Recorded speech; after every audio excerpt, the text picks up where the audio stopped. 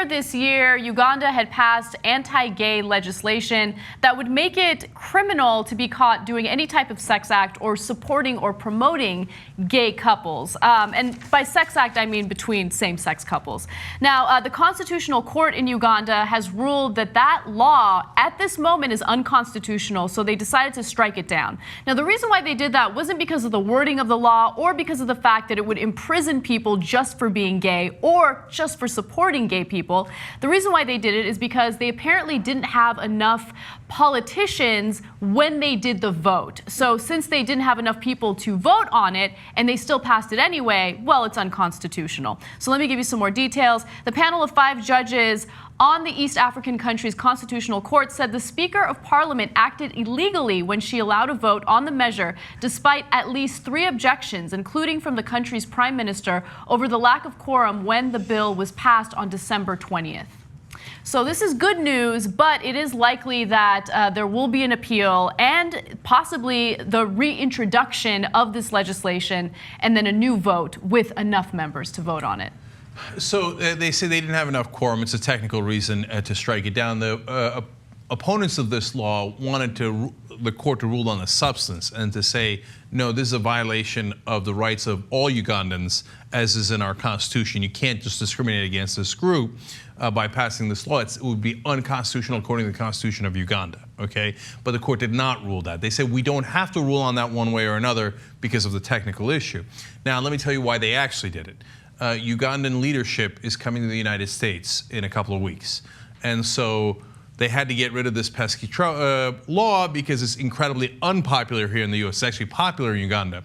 It's popular in Uganda, so they had to pass it in the first place. Before they come to the U.S. and ask for money and all these other favors, they had to get rid of it. And then after they go back home, they will likely reinstitute it. Right. And that's just how it works. Yeah, and also, you know, although, yes, there is a lot of public opinion in favor of this type of law in Uganda, part of the reason why that is because evangelicals who lost clout here in the United States traveled to Uganda and spread their anti-gay propaganda to the point where at one point, they had this big conference where they're talking about how this type of law should be passed, the evangelicals, and then they, of course, do all this anti-gay fear-mongering. And then right after that conference, a gay man, was murdered, right? People who attended that conference went and found him. They used weapons. They murdered him in front of his own home.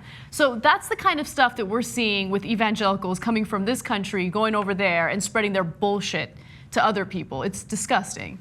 So, I guess the question is, how big of a sucker are we going to be when they come here and ask for whatever they need to ask for?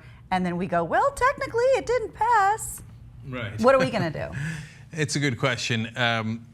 You know, my guess is that we're going to do whatever is in our financial best interest either way. Maybe we gave them the heads up. Like, wouldn't it be convenient if you guys found it, you know, that you didn't have quorum to pass that law so that neither side is uncomfortable when you're here, and we're going to give you whatever we're going to give you anyway. Let's keep it real because of our interest in Uganda. What are our interests in Uganda? Is there oil? They have oil Honestly, there? I have no idea. They must have something, right? They got to have oil or something. Maybe they're next to a country that has oil. We need to be there. They've got to be somewhere around oil. Yeah. So we've got interest in all these countries, and it's all tied to whoever's making money. Let's just keep it real. Yeah. And that's what's going to decide the day. And it makes a great point about the evangelicals. For them, it's not about the money. They're just fundamentalists, it's right? about ideology. And they say, hey, listen, it says in the Bible that you're supposed to kill people who lie with a man, right? And now they can't win on that here. Although there was a Republican running in one of the states, I forget which state now, but we covered it on the show.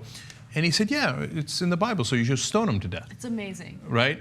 And so they get to go and do that over there. They're like, maybe we can get the Ugandans to kill gays, right? While we're on this subject, why don't we make sure that anyone who eats shrimp or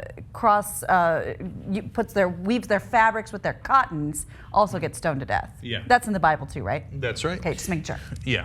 And so, look, Muslim fundamentalists do the stonings from time to time. It's rare, thank God. Thank Allah. Okay, but it does happen, which is unbelievable. But it's also in the Bible, and there are our own fundamentalists who go across the world, Christian fundamentalists. I say "are" because the U.S. has majority Christian it's not a Christian nation, but it has a majority of Christians in the country that go across the world and try to get gays executed. And by the way you're supposed to do an official stoning is you bury the person up to their head and then take large stones and throw them at their head until they're So they can't until defend they die. themselves or run That's away. right. Yeah. Okay. By the and way, that's what apparently Jesus would That's what want. Jesus what a and Allah moral would thing want. to do. What a moral thing to do, right? To go to another country, spread your hateful ideology to the point where someone literally gets murdered. And that was the original legislation.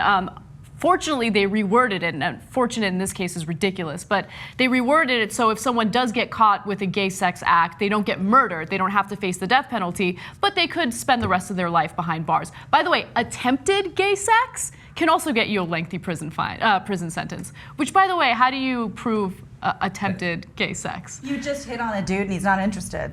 Right. You attempted it.